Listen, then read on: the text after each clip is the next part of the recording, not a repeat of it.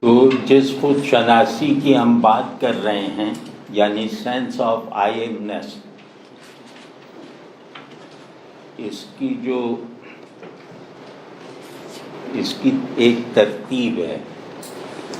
Sense of I Emmons کا مطلب یہ ہے کہ میں کے اصول پر سب چیزوں کو پہچاننا، یعنی یہ علم کی تقدیر ہے کہ ذہن چیزوں کو میں کے اصول پر سمجھتا ہے۔ تو یہ جو میں جس کو پہچاننے کی ضرورت ہے ہمیں، اس میں کی ایک تفصیل ہے، اس خودی کی ایک تفصیل ہے۔ یہ خودی ایک ایسا کل ہے جس کے اندر دو تین اجزاء جو ہیں وہ فنکشنل ہیں بنیادی حیثیت سے۔ وہ یہ کہ خودی کا پہلا درجہ انفرادی میں ہے، خودی کا پہلا درجہ ایک جبری میں ہے، اس کا پہلا درجہ ایک بایولوجیکل آئی ایمنس ہے، ایک جبری آئی ایمنس ہے۔ تو اس جبری آئی ایمنس کو اپنے اختیار کے تحت لے آنے کے نتیجے میں یہ میں ہم کا پھیلاؤ اختیار کر لیتا ہے۔ تو اس خودی کے تین درجات ہیں۔ اس خودی کے وجود اور علم کے تین مراتب اور تین فیزز ہیں۔ خودی ان تین مراتب کے مجموعے کا نام ہے۔ ایک جبری اور اتفاقی میں جو اختیاری بن جانے کے بعد ہم کی شکل اختیار کر لیتی ہے۔ یہ میں اور ہم تو واضح ہی ہے۔ تو خودی خود اپنا شعور حاصل کر لینے کے نتیجے میں ہم میں مینیفیسٹ ہو جاتی ہے۔ ہم کسے کہتے ہیں کہ میں کی تفصیلی مینیفیسٹیشن۔ ہم کا اس کے علاوہ کوئی مطلب نہیں ہے کہ میں اپنے آپ کو ایکسٹرنلائز کر لے تو وہ ہم ہے۔ میں اپنی تفصیلات کو مینیفیسٹ کر لے تو وہ ہم ہے۔ تو دوسرا درجہ ہے میں ہونے سے، دوسرا درجہ ہے ہم بننا۔ میں اتفاقاً ہوں، ہم بننا مجھے کوالیفائی کرنا پڑتا ہے۔ آپ سمجھیں نا کہ میں انفرادی خودی تو جبراً ہوں، اجتماعی خودی میں ڈھلنے کا عمل مجھے اپنے اختیار سے شروع کرنا پڑتا ہے۔ ٹھیک ہے، میں کوئی ڈھلا ڈھلایا ہم نیچر نے نہیں بنایا، وہ ہم مجھے خود بننا ہے۔ تو دوسرے اسٹیج پر میں ہم ہے، میں اختیار کے تحت آ کر ہم بننے کے راستے پر چلتا ہے۔ پھر ہم کے بعد ایک تیسرا درجہ ہے، وہ بھی میں ہے۔ یعنی آپ یوں سمجھیں کہ مولانا نے بھی فرمایا ہے کہ ہمارے اندر ایک خودی نہیں ہے، دو خودیاں ہیں۔ یہ مولانا نے مثنوی میں ایک جگہ فرمایا ہے کہ ایک خودی کو قربان کرتے ہیں، دوسری خودی کی زندگی ایک خودی کی قربانی پر موقوف ہے۔ یعنی یہ دو خودیاں ہمیں اس لیے ملی ہیں کہ ہم دوسری خودی کو زیادہ سے زیادہ زندہ رہنے کے لیے پہلی خودی کو مسلسل قربان کرتے رہیں۔ تو واضح ہے نا؟ تو میں جب ہم بن جائے تو ہم بننے کے بعد یہ دوبارہ میں بن جاتا ہے. یعنی میں دو خودیوں کا مجموعہ ہوں. ایک میں وہ ہے جو ہم سے پہلے ہے، دوسرا میں وہ ہے جو ہم بن جانے کا نتیجہ ہے، یعنی ہم کے بعد ہے.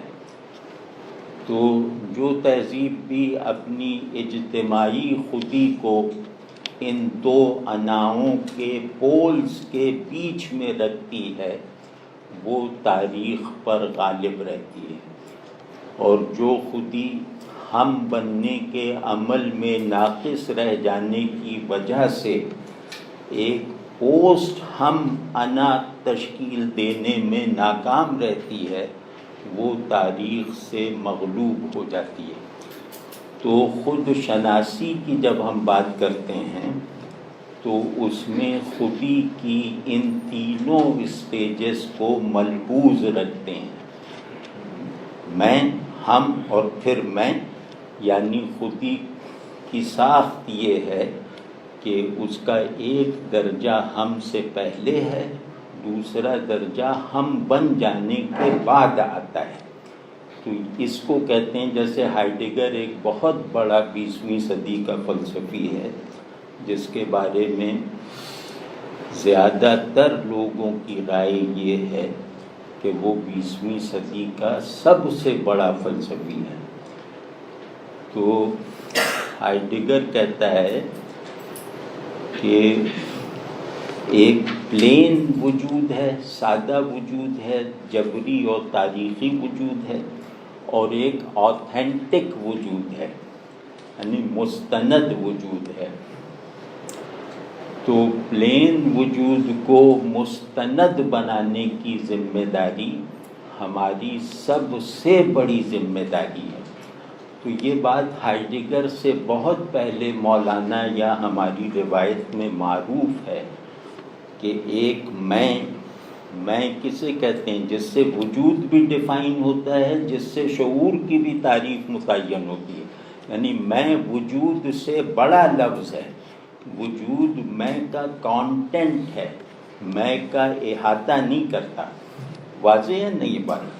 تو ہمارے یہاں یہ بات زیادہ گرینڈ سکیل پر پہلے سے ہے، ہائیڈگر کے مقابلے میں زیادہ بامانی انداز میں پہلے سے ہے، کیونکہ ہائیڈگر کے یہاں آتھینٹسٹی آف بینگ بڑی حد تک نفسیاتی ہے. ہمارے یہاں یہ نفسیاتی نہیں ہے، زیادہ حقیقی ہے. تو خیر، تو اتفاقی میں سے اختیاری میں تک کا سفر ہر انسان کی سب سے بڑی ذمہ داری ہے، اور اختیاری میں ہم بننے سے پہلے میسر نہیں آتا. یہ بات یاد رکھنے کی ہے کہ انفرادی خودی اپنی آتھینٹک شکل میں اس وقت تک نہیں آتی جب تک وہ اجتماعی خودی بننے کا تقاضا پورا نہ کر سکتی ہو. اجتماعی خودی ہونے کا تقاضا پورا کیے بغیر انفرادی خودی آتھینٹک نہیں ہے. یہ بات یاد رکھنے کی ہے. تو جب ہم جس خود شناسی کو مولانا کے یہاں دیکھنا چاہتے ہیں وہ خود شناسی دوسری میں کو پہچاننے کا عمل ہے. یعنی پہلی میں کا علم ہمیں اضطراری طور پر بلا ارادہ حاصل ہے. پہلی میں جو ہے وہ احساس ہے، دوسری میں جو ہے وہ وجود اور علم ہے. آپ سنیں، پہلی میں کے احساس میں جانور اور انسان میں کوئی فرق نہیں ہے، دوسری میں انسان کے لیے وجہ امتیاز ہے. ٹھیک ہے نا؟ تو یہ خود شناسی دوسری میں کو پہچاننے کا نام ہے. وہ میں، وہ انفرادی خودی جو اجتماعی خودی کا کنٹینر بننے میں کامیابی حاصل کر چکی ہے۔ واضح ہے یہ بات؟ تو اب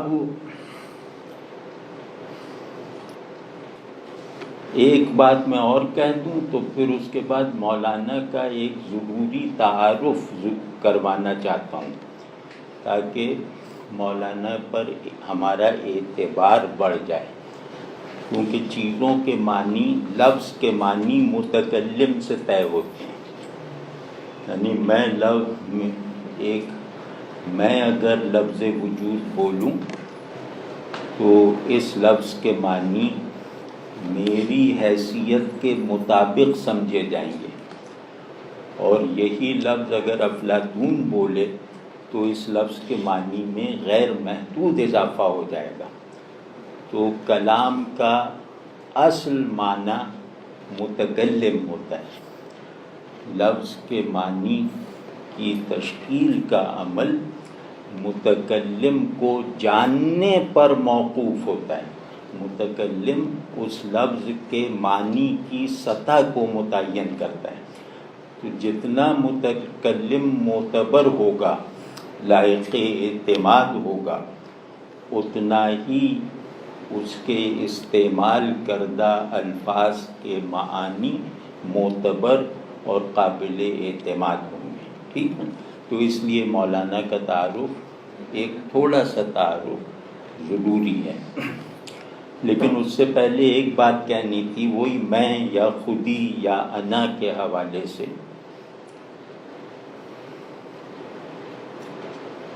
کہ جیسے میں نے عرض کیا کہ میں، ہم، میں، یہ ایک طرح سے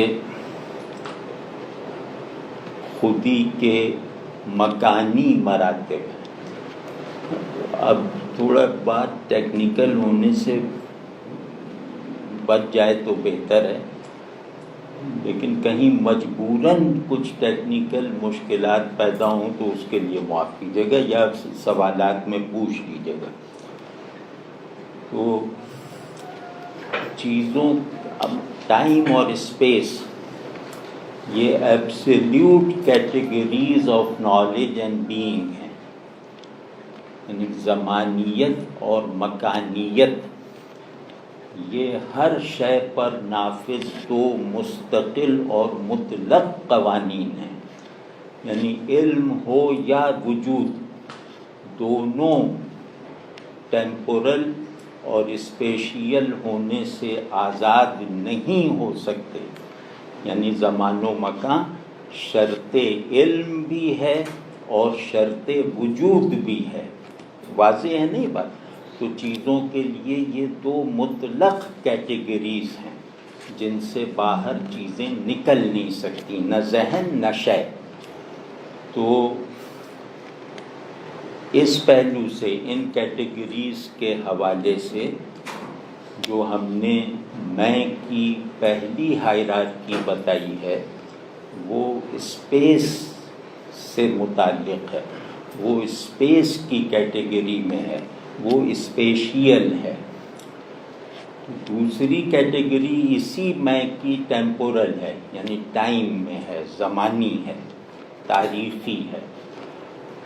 وہ یہ ہے کہ میں کے بھی تین زمانے ہوتے ہیں، ایک اس کا ماضی ہوتا ہے، ایک اس کا حال ہوتا ہے، ایک اس کا مستقبل ہوتا ہے۔ تو میں اپنے ماضی میں تاریخی ہے، اپنے حال میں روحانی یا نفسیاتی ہے، جس اینگل سے آپ چاہے دیکھ لیں، اور اپنے مستقبل میں وہ عرفانی ہے۔ یعنی میں اپنے ماضی میں ذہنی ہے، اپنے حال میں تجربی ہے، اپنے مستقبل میں ریشنل یا اسپریچول ہے۔ میں جو گزر چکی ہے وہ میرا تجربہ ہے، یا میرا مطلب تاریخ ہے، اور میں جو گزر رہی ہے یہ میرا نامکمل تجربہ ہے۔ اور میں کو جو ہونا ہے وہ میرا میں کے بارے میں آئیڈیا ہے جس کو ایکچولائز کرنے کی میں نے ذمہ داری لے رکھی ہے یا مجھے ذمہ داری لینی ہے. ٹھیک ہے نا؟ ان تین مرحلوں کو بھی یاد رکھنا چاہیے. تو رومی جو ہیں وہ مستقبل کی میں سے تعلق رکھتے ہیں، یعنی وہ میں کے مستقبل پہ کلام کرتے ہیں، اور خود شناسی ممکن ہی نہیں ہے میں کے مستقبل پر فوکس کیے بغیر. یعنی مجھے یہ جاننے کی بہت زیادہ ضرورت نہیں ہے کہ میں ایسا ہوں، مطلب ضرورت ہے لیکن سب سے بنیادی ضرورت یہ جاننا نہیں ہے کہ میں فی الحال ایسا ہوں. مجھے اصل میں اس بات کی احتیاج ہے کہ مجھے کیا بننا ہے، یعنی میں میرے ہونے کے تسلسل کی بنیاد بنے، نہ کہ میرے شعور میں تصور کی حیثیت سے محدود رہے. واضح نا؟ تو رومی کے یہاں یہ تھیم اس طرح ہے کہ ان کے یہاں میں وجودی تسلسل کا استعارہ ہے. میں وہ لوکیل ہے جس لوکیل کے اندر وجود اپنے ریفرنشیل تسلسل کو برپا رکھتا ہے. ریفرنشیل تسلسل کا مطلب ہے کہ وجود میری انا کے حوالے سے اپنے تسلسل کو برقرار رکھتا ہے. تو یہ جب ہم جائیں گے تو انشاءاللہ رفتہ رفتہ دیکھیں گے کہ رومی اس کو کتنی جہتوں سے اور کیسی کیسی گہرائیوں سے بیان کرتے ہیں. تو یہ بات ہو گئی نا کہ میں اپنے ایسنس میں کیا ہے، میں اپنی اسپیشیل کیٹیگریز میں کیا ہے، میں اپنے زمانی سیاق و سباق میں کیا ہے. یہ تین باتیں یعنی تمہید میں ہو گئیں.